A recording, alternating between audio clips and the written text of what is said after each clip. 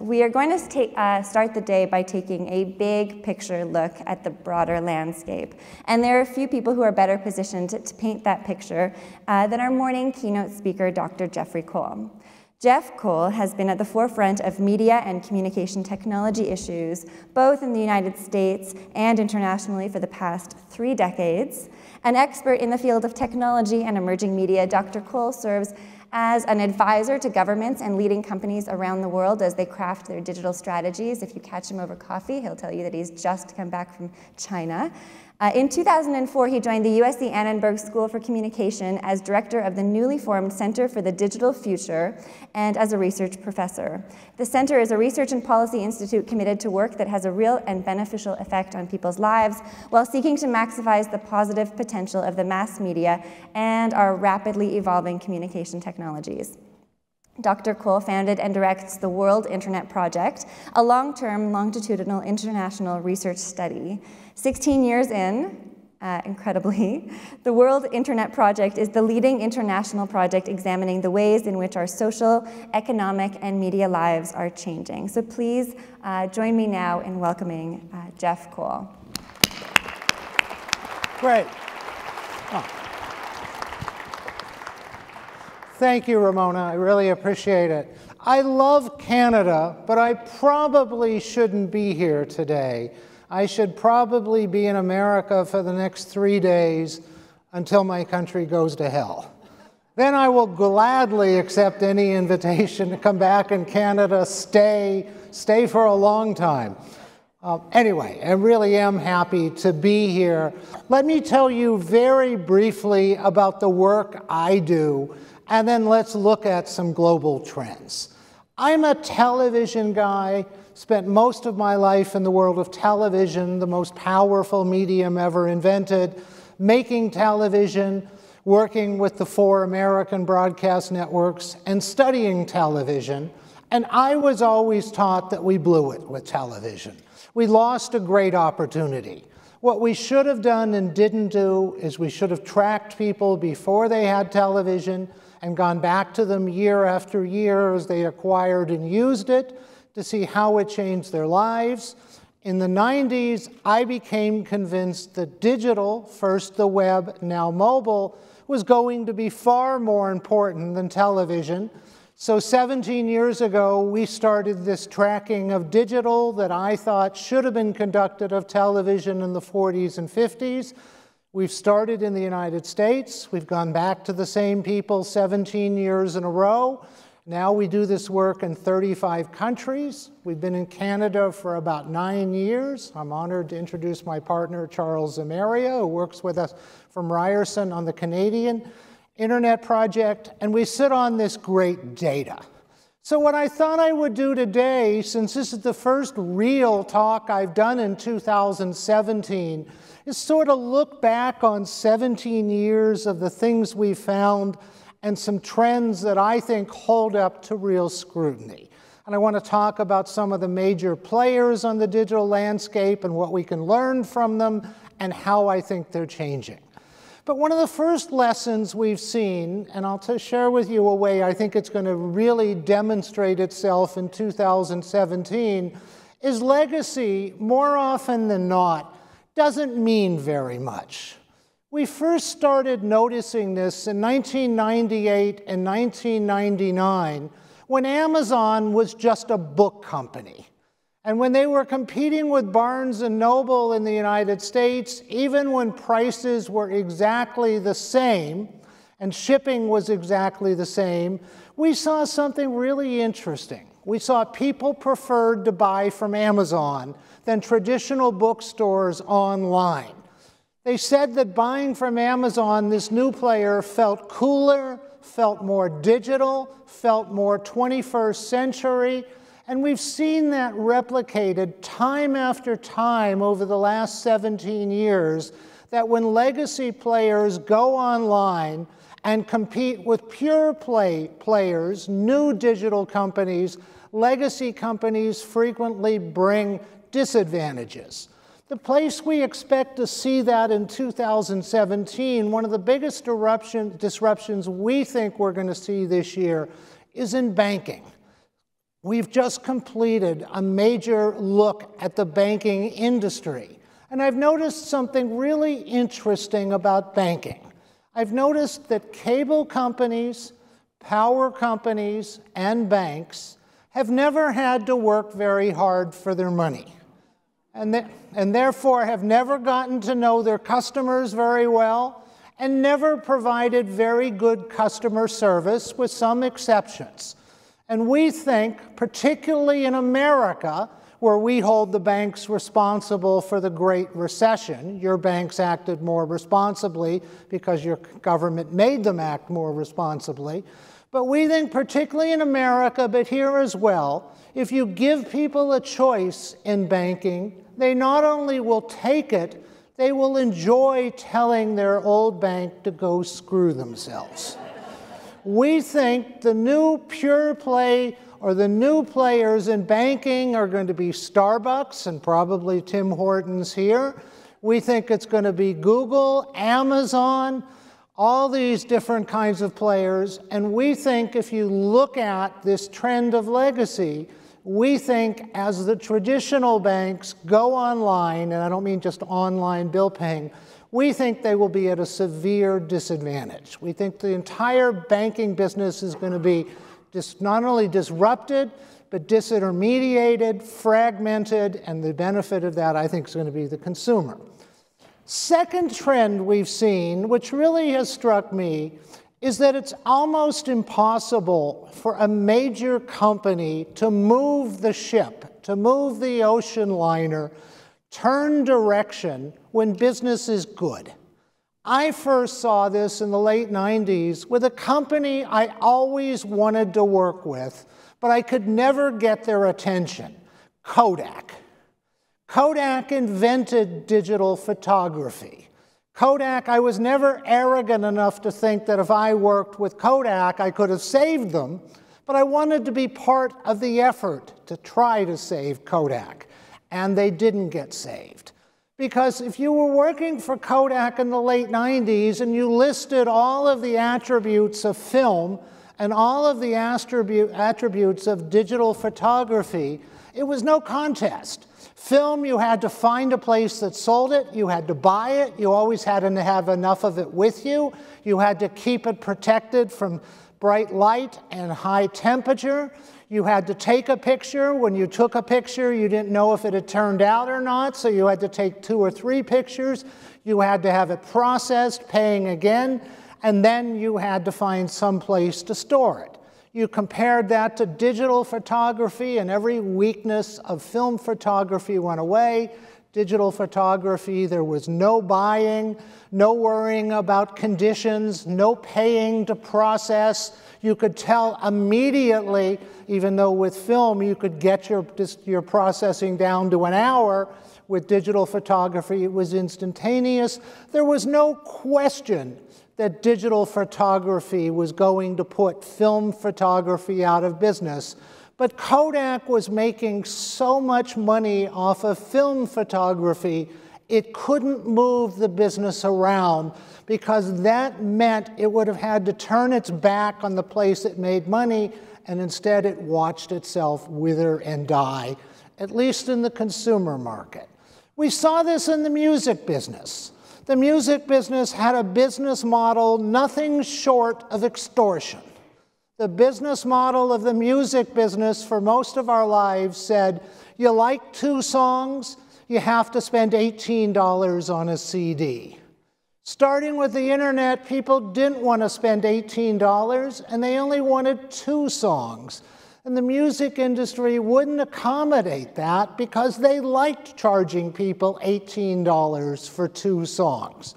And when their customers went to them and said, we only want to buy 2 songs, we don't want to buy 12, we only want to spend $2, not $18, and we want to listen to it on our computers, our MP3 players, and in our cars, the music company said no. You have to spend $18, you have to buy all 12 songs, and if you want to listen to it in your car and on your computer and on your MP3 player, you have to buy 3 copies of the CD. The music industry drove its customers to piracy, made bad decisions because they couldn't give up that making you spend for songs you didn't want. Take one of my favorite companies, Sony. Sony, the company that should have invented the iPod. Sony, the company you expected to invent the iPod. They had invented the Walkman. And why didn't Sony invent a high-quality MP3 player? Because they had a music division that wouldn't let them make a high-quality MP3 player. And what did that decision get them? It got them screwed doubly. I hate to use the word screwed so much. Got them screwed once because it's the last time, I promise. Got them screwed once because they didn't make the hardware device that would have made them billions of dollars and the coolest company on the planet, which was what Apple became. And it got them screwed, on the other hand, because a decision not to make a high-quality MP3 player did nothing to protect their music. Their music still got stolen. It just got stolen by an Apple device rather than a Sony device.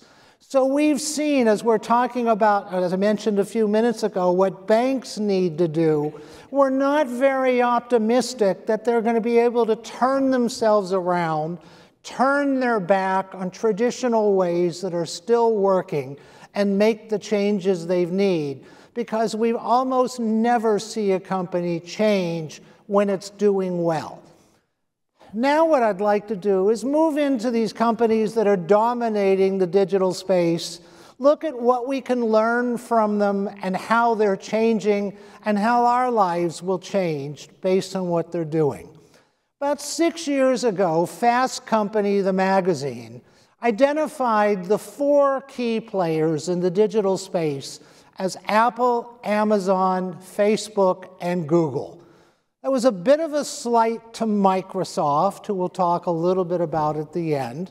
And it was also a very American-centric view because it didn't take into account Alibaba and Baidu and Tencent and WeChat and all of those other companies.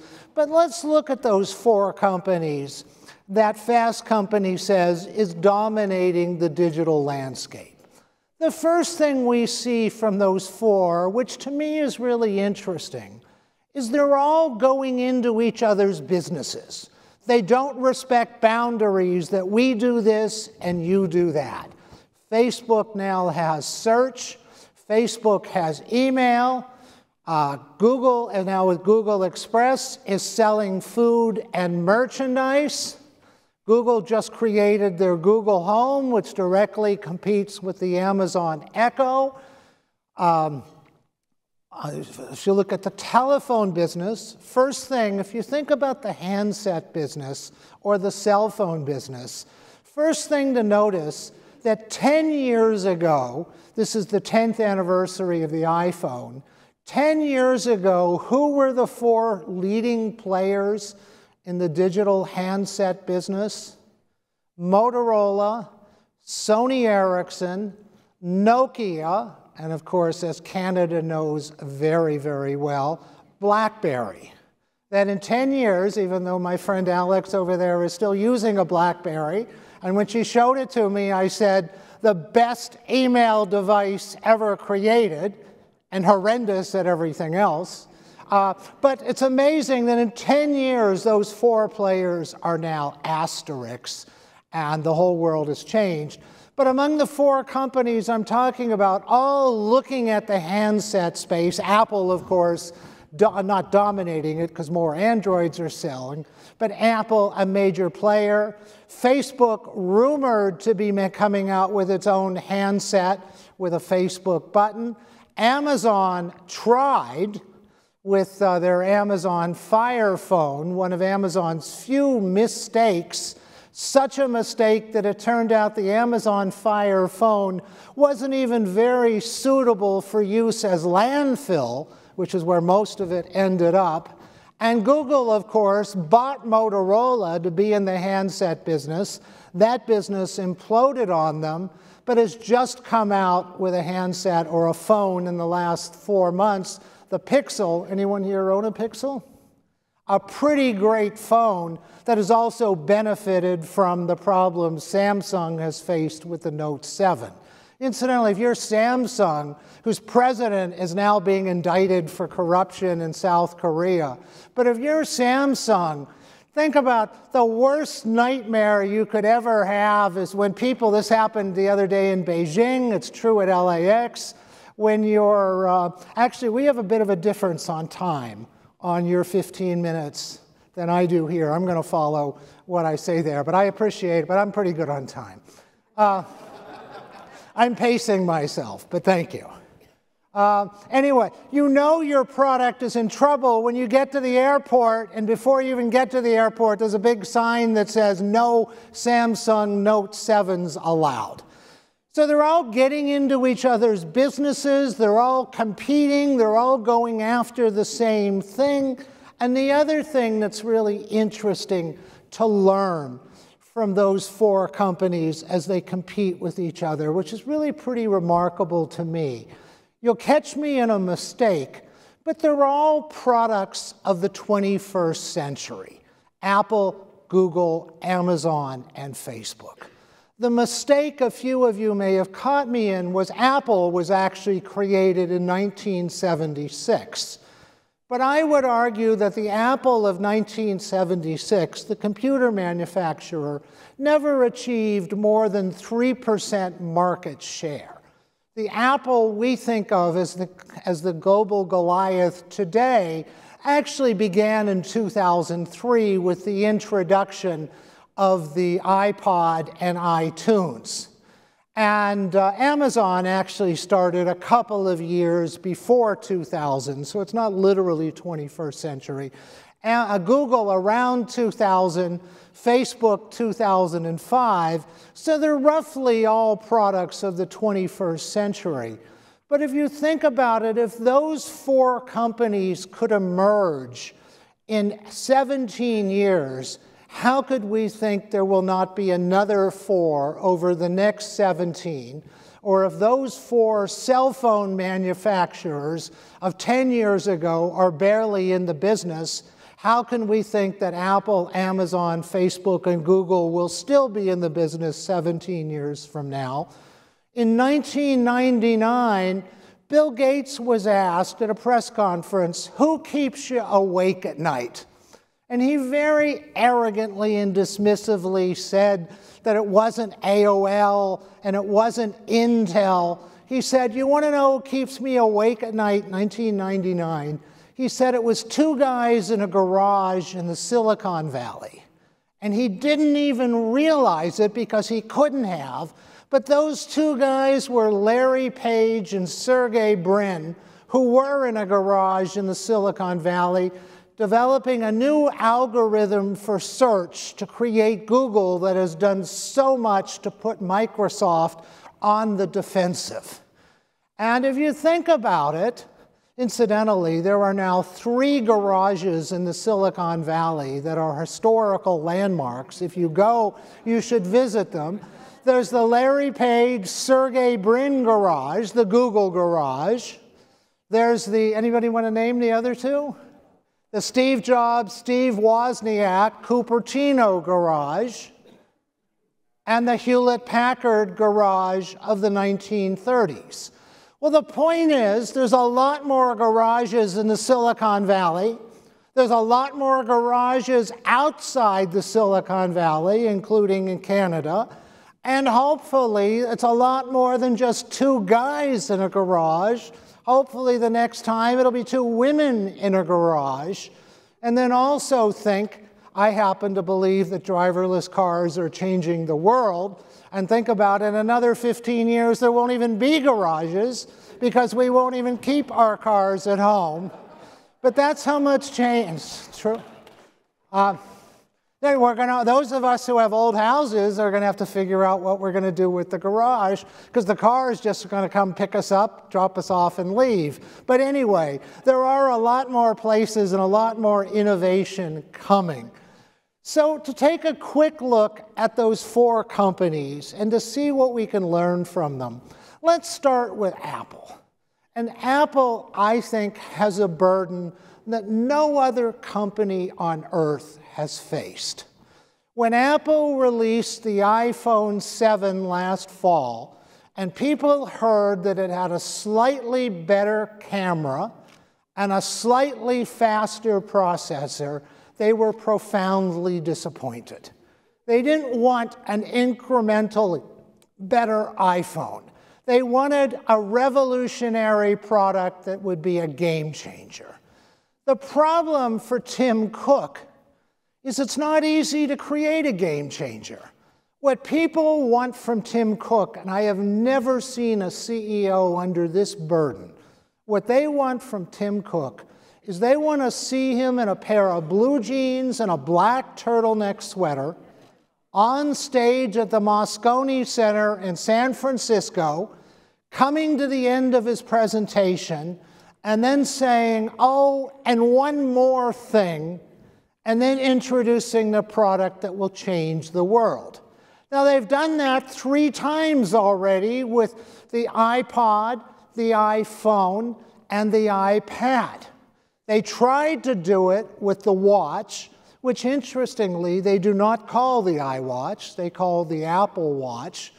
When they did that, I called Apple and said, why not the iWatch?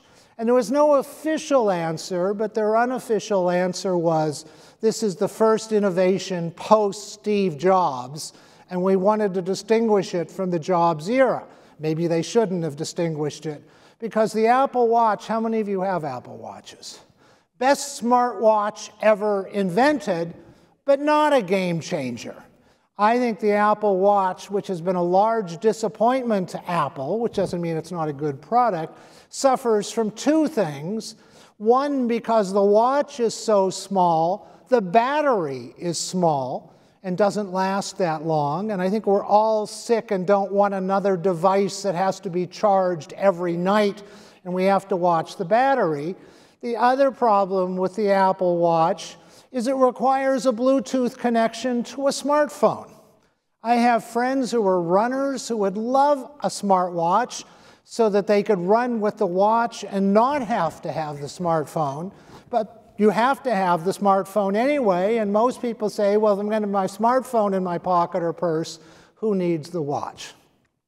Nonetheless, Apple, the burden is people want extraordinary innovation. I thought it was fascinating after they were disappointed that the iPhone 7 was not a game changer. They immediately said, well, next year, 2017 is the 10th anniversary of the iPhone. So they're saving all the great stuff for this year. Now, maybe that's true, and maybe they will blow us away in the fall. But I think it was simply a rationalization. Incidentally, as many of you know, Apple has been rumored for years to be buying Tesla, which they don't seem to be doing. They were going to make their own driverless car. They've pulled back. But if the iPhone 8 in the fall has a better, slightly better camera and a slightly better processor, people are going to get disappointed yet again. Google. Google, one of the most remarkable companies on the face of the earth. Some of my friends in advertising have released studies that show that 40% of traditional advertising that used to be in television, radio, newspapers, and magazines, 40% of that advertising has gone to 2 new players, Google and Facebook. As extraordinarily successful as Google search is, it's the only part of that extraordinary company that makes money. Everything else within Google, Google Voice, YouTube, Android, driverless cars, none of that make money. Google search advertising makes so much money, it compensates for every other part of the company. But what's interesting about Google is they run their company, and this is the lesson we learn, as if the entire company could be out of business in 6 months. And that paranoia, I think, is healthy, although it can begin to gnaw away at you.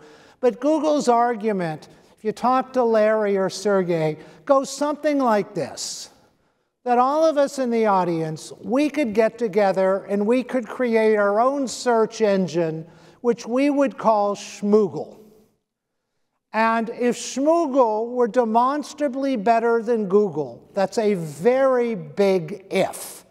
But if we could create a search engine better than Google, we would send it to all of our friends.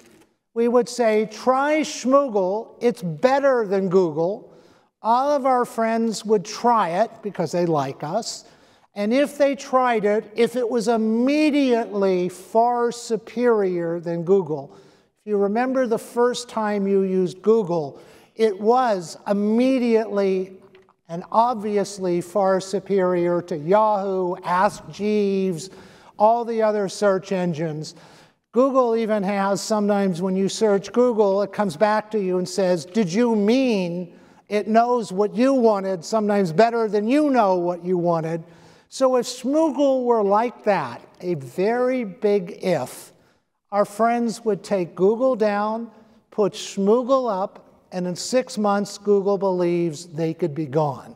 So they run the company, even though they are one of the biggest companies on earth. Google and ExxonMobil and Apple move back and forth between being the largest capitalized country on the planet, although with the drop in gas prices, ExxonMobil has dropped down. But as big as they are, they really believe, and they're right, they could be gone.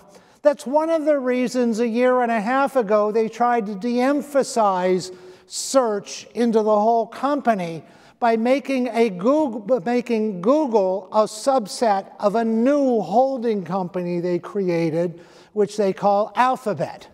And Alphabet consists of Google and YouTube and Android and driverless cars and all the other part.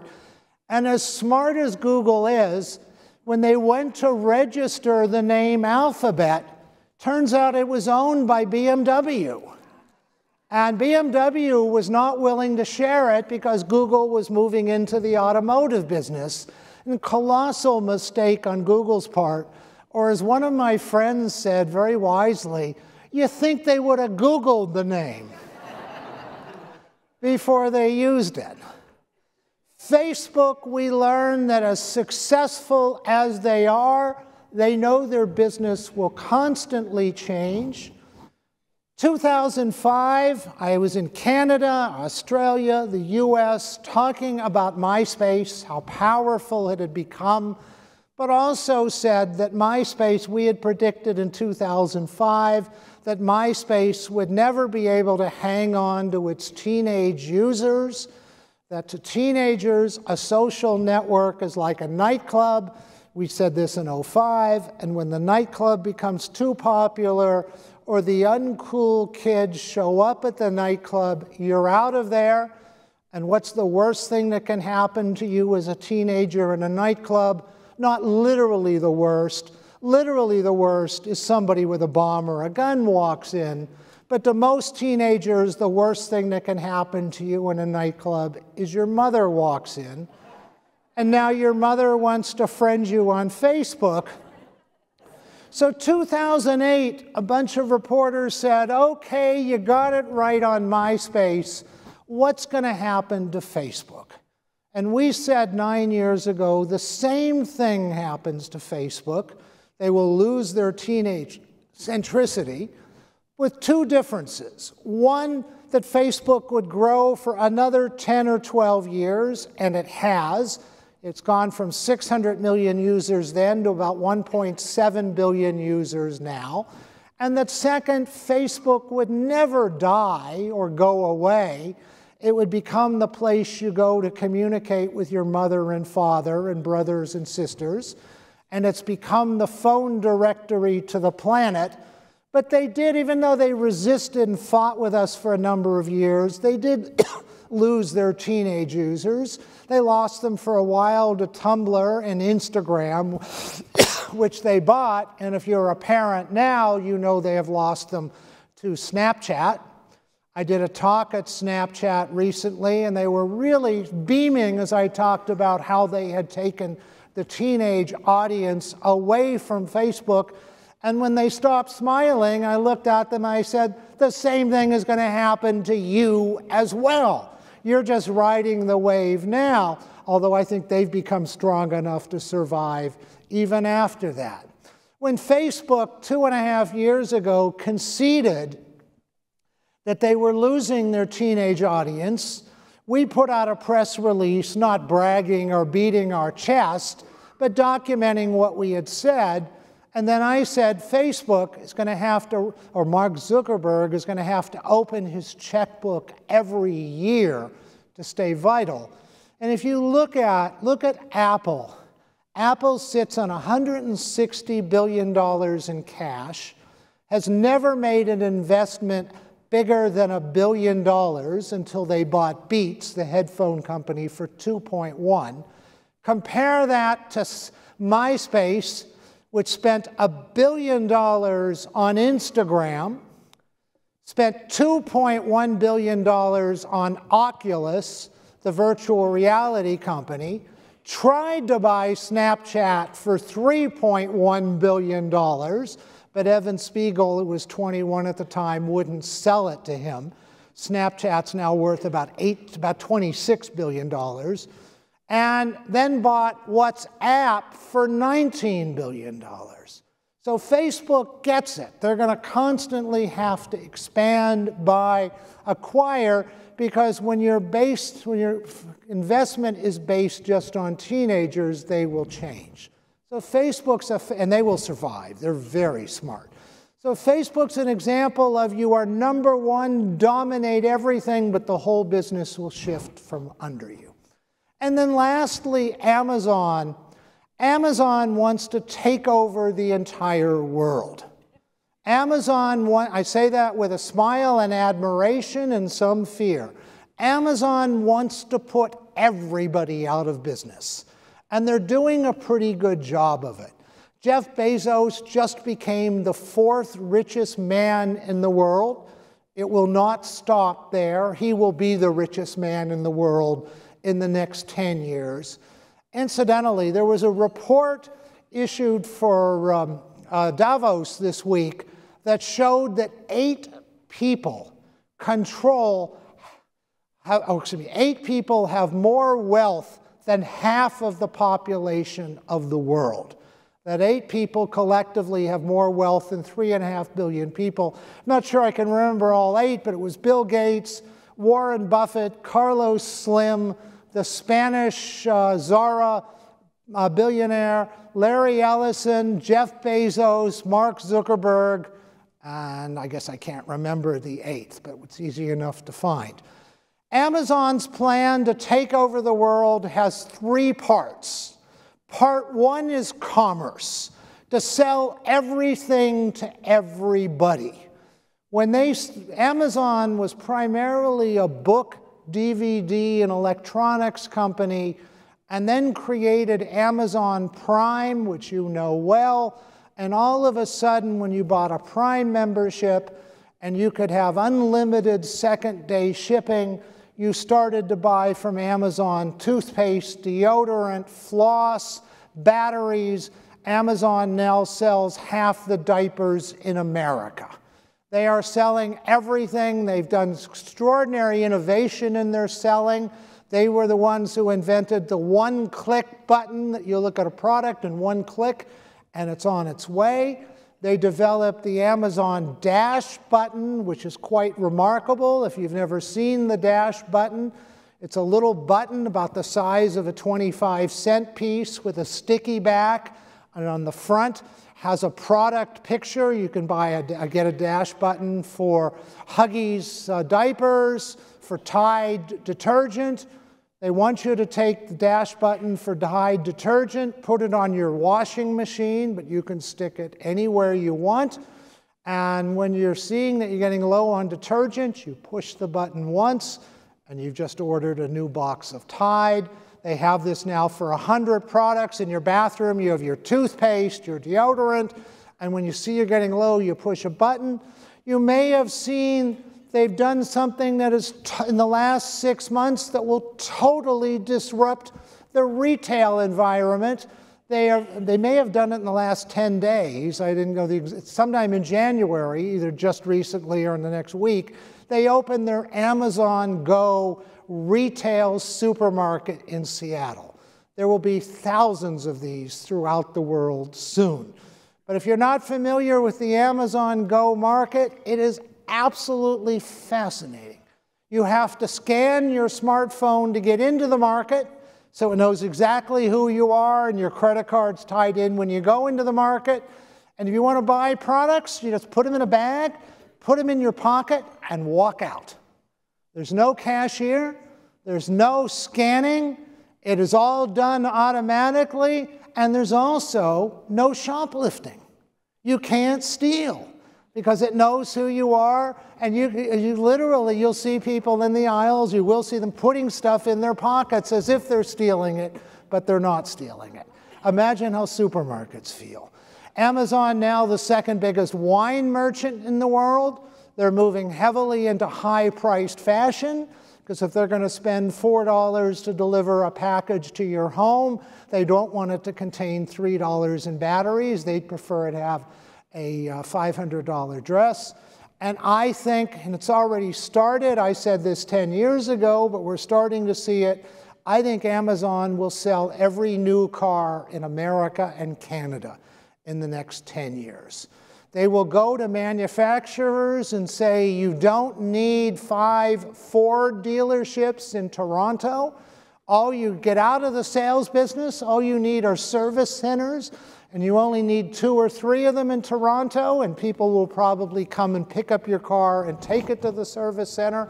And if you want to buy a new car, you'll go on to Amazon, you'll read the reviews, you'll compare specifications, you'll go to social media, you'll decide which cars you want to drive, you'll set up the test drive online, Amazon will bring the car to you, and afterwards, if you want to buy it, you'll go online arranging your financing, and they'll probably deliver the car within 48 hours. The second part of their plan to take over the world is devices and commerce. I said they made a colossal mistake with their phone, one of the few mistakes they've made. Their Kindles have been game changers for reading. And how many of you own Amazon Echoes? If you are used to Alexa, Alexa is a transformational device. You can actually have a conversation with her, not just to know what time it is. Alexa's my alarm clock next to my bed. She tells me the news, sports scores, turns on the lights, and soon you'll be able to control all of that. At the Consumer Electronics Show this year, all of the new cars will have Alexa built in, so that as you're driving home, you'll say, Alexa, turn on the kitchen light, change the thermostat from your car as well as your smartphone. Soon you will walk into supermarkets and there will be Alexa-like technology that you'll go to products on the shelves and say, where were you made? When were you made? What ingredients are inside? If it's not on the box, what can I make with you? You'll have conversations with all these artificial intelligence projects. You may have also seen that Amazon wants to put Rupert Murdoch out of business, and Amazon has pockets that make Rupert look like he's a homeless man. As Amazon Studios now is competing head-to-head with Netflix, producing Emmy Award-winning television, and is going to become one of the major studios. And then lastly, the third part of Amazon's plan to take over the world is Amazon Web Services. They control most of the backbone of the internet. Netflix uses Amazon Web Services for their infrastructure. The American CIA does, Unilever does. They control this is the most profitable part of Amazon, is controlling the infrastructure of the internet. So those 4 companies we see, and I started by saying they're all moving into each other's businesses. They're all new companies. Certainly we have to expect there are going to be challengers. Snapchat we already see, may be as big someday as Facebook. Whether some of those 4 companies will disappear Apple certainly is nervous that it cannot keep its customers satisfied. We don't know what's in the pipe that may be changing that, and maybe their greatest innovation lay ahead. Google nervous that they could disappear. I think the only one of those companies that's not a little bit nervous is Amazon, because as I said, Amazon taking over the world. So that's a little bit of the environment in which we operate, and I would be delighted to take some questions. I said some pretty provocative things. I would expect you to disagree on some of those, so I would welcome questions. Now, do we have microphones, or should I think, okay. And where is Ramona? Okay, at this point, my eye is off the clock. So I'm going to take questions till you tell me no more questions. Okay. Hello, my name is Sharon McCauley. I'm a media consultant, digital and print. I read something the other day where an academic had raised this issue, where it seems that in all of these artificial intelligent devices, you mentioned Alexa, that the helper, the beck and call, the order taker, the digital assistant has a female voice. I wonder what your take is on that and the perhaps sociological implications. You know, I've never been asked that. It's a great question. There's so many directions you could go in, the most important of which is there's no reason it has to have a female voice. The one thing I think you'll agree about with Alexa, for those who have used her or heard her, is it's a very natural voice. It does not sound mechanical. But we could have an equally natural male voice as well. So if there's insistence or demand for parity, or that you be able to choose, that's not difficult to do. My assumption, but this is based on a sexist view, my assumption is people think the female voice is probably more pleasing. Some people might add to that that maybe we associate it with being more subservient, and that's the sexist part of it. In truth, if I were working for Amazon, I probably would have used a Pierce Brosnan, James Bond, actually Pierce Brosnan isn't British, but a British butler's kind of voice I would have enjoyed. But I don't know the exact reason. I've never heard Amazon talk about why a female voice as opposed to a male, and why that voice. And of course, as Amazon and Google Home move into other markets, they will have to have different tenors of voice. It'll be interesting to see if they're all female. So it's a really interesting question. Mm-hmm. But you are right. So far, they have all been female. And the voice on my navigation in my car, which I always mute, but has always been female. So we'll see if that changes. Yeah. Sorry, I think this gentleman is over here first, and then that one. And you said two, so we'll stop there. But I think we're going right into a break, aren't we? Right. And I'm sticking around for the break. So if people have questions beyond this one, I am happy to answer them during the break. So where is our... Yeah, sorry. My name is Jerry Brown, 2 for Life Media. Oh. Sorry, another Alexa question. I was born in 1997, and the thought of some device and some company knowing everything about me totally creeps me out. If I was born in 1997, do I care?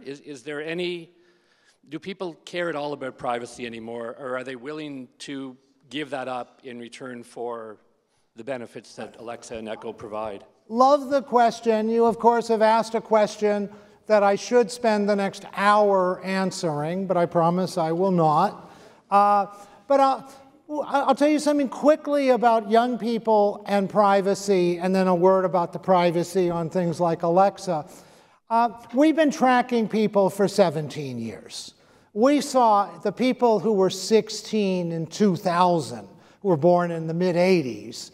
We've heard the attitude from them for years. There is no privacy, get over it.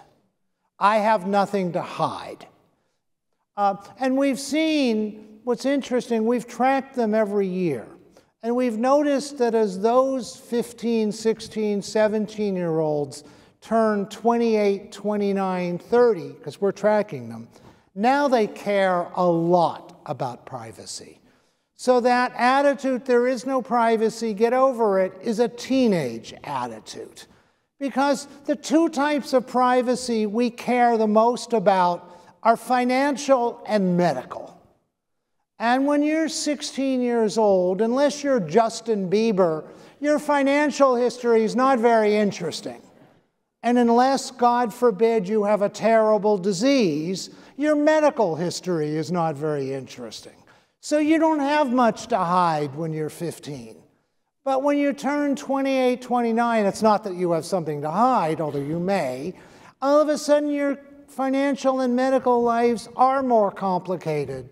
So one of the most interesting things we do in our work, and that includes the work in Canada, is we look at all age groups, but we look at millennials and teenagers. And we want to know which things do teenagers do because they're young and have time. In other words, which behaviors do teenagers abandon when they get older and pesky things like jobs, spouses, and children get in the way? And which things do teenagers do that they will take with them the rest of their lives and all those who follow? The teenage attitude towards privacy is exactly that, a teenage attitude that they abandon when they get older. There are many things they do they will take with them the rest of their lives. And the last piece of that is a lot of people are nervous about things like Amazon Alexa, because the amazing convenience of Alexa is you don't push a button to turn her on. She is always on. Across the room, you say, Alexa, what's the temperature in Los Angeles? But to be able to do that, which is remarkably convenient, and to incorporate her into your conversations, she's always listening. Now, Amazon swears she's only listening to hear her name. But it is possible she's listening to everything that goes on in your household. And if that makes you nervous, you probably should turn her off. Now, I happen to think to listen to everything that goes on in your household, they may figure out whether you have a good marriage or not, how much fighting you do. But I think it's an awful lot of work to not get very far, but I'm not poo-pooing the risk. And there was a murder case going on, it was Kentucky, Tennessee, 2-3 weeks ago, and there was an Amazon Echo in the room where the murder occurred, and they are now subpoenaing the records from Amazon. Excuse me, they asked Amazon for the records, and Amazon said they will not provide them without a subpoena. So I can't swear to you you're crazy to think that she may be listening to everything you do. I take that risk. We'll see in a few years if that's a smart risk or not. And last thing I'll just say is, we'll take more questions if there are during the break. If anyone's interested in our work, just particularly the work that's going to come out on banking, just go to our website, which is just digitalcenter.org. Center spelled the American way, or as I like to say, the right way. And I expect I will be seeing a lot more of you in Canada, and will be much more open to any invitation that gets me away from the hellhole my country will be for 4 years. Thank you.